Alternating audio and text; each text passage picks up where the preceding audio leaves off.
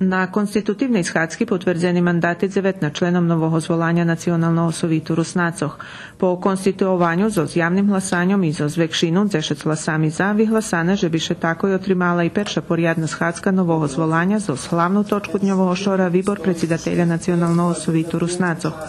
Tota odluka vyvolala procivenje da jednih členov Sovitu, ali posled dlhšej diskusiji so s javnim hlasanjom za predsjedatelja vybrani Slavko Rac, ktorý dostal 11 hlasi, a jeho protiv kandidatka Olena Papuga 7 hlasi.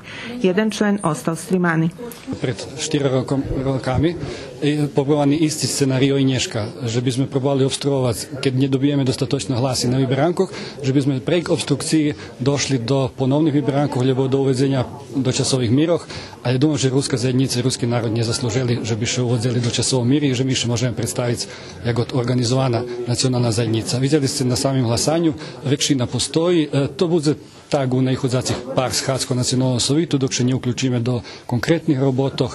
Dneška som ich povolal všetkých, kto god žada konstruktívno učestvovať v roboti, može. Mi všetky porihtani u Nacionalnom Sovitu robiť, nikto tu nebude praviť z nejakú opoziciju. Mi všetky porihtani robiť u odboroch, porihtani sme robiť u predsjedateljstve, porihtani sme buď predsjedatelje odboroh, ktorý še nam ponuknje, ali že mi máme rozlični dumanja, že mi može buď inšak dumane, že može buď, že máme inšak i pristup odredzenim temom, to думам, že može ošvižiť našu robotu u Nacionalnom Sovitu.